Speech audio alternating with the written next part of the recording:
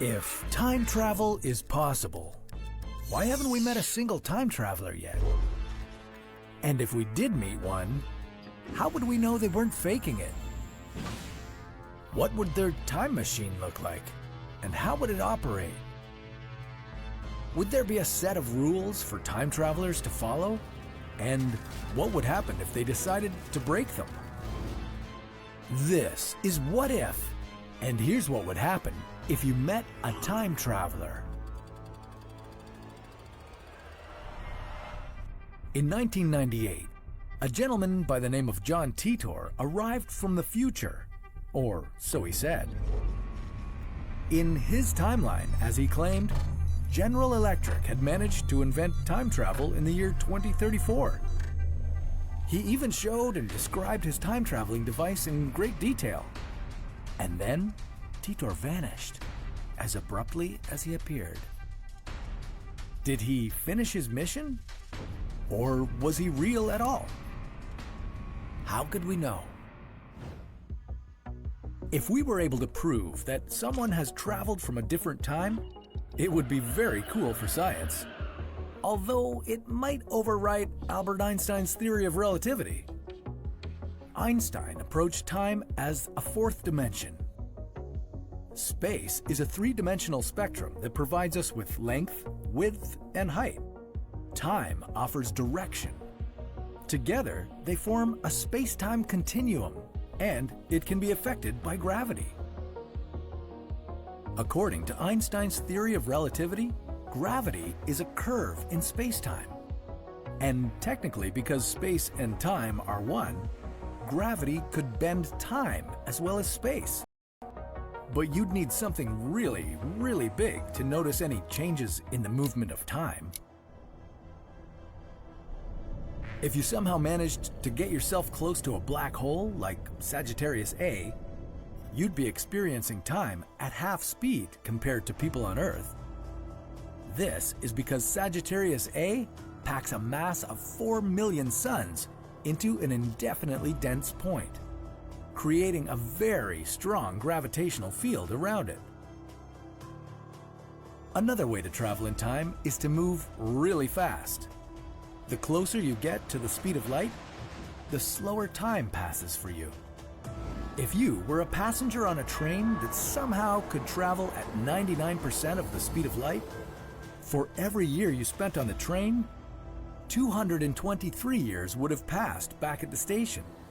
That would make you a time traveler into the future. But what about traveling back in time, just like John Titor said he did? Titor claimed that this little machine is what made time travel possible in any direction. The C-204, as he called it, allowed him to manipulate gravity with the help of 2 microsingularities that were packed inside. It also had gravity sensors to lock the machine and time traveler in a fixed place in space. Titor had this machine installed in a car, pretty much like the good old time-traveling DeLorean did. But it would only take him as far as 60 years from his time.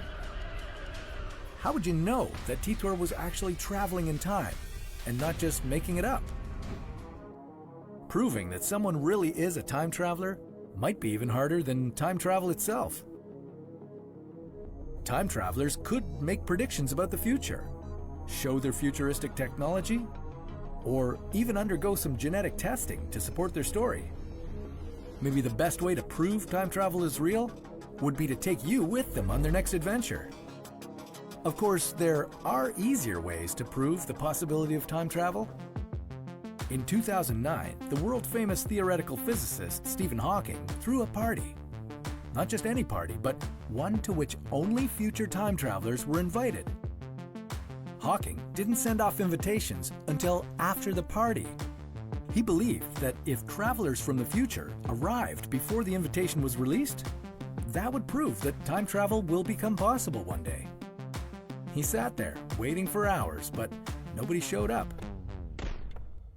That doesn't mean time travel is impossible. There is a chance that time travelers from the future will learn to use wormholes or bridges in space-time. We haven't seen one of those yet, but the theory of general relativity predicts that they exist. The biggest problem with wormholes is that they're microscopic and collapse too quickly for a human traveler to go through. But maybe the reason nobody attended Hawking's party is that time traveling might not be that precise. Maybe the guests from the future did arrive, but they were too late for the party.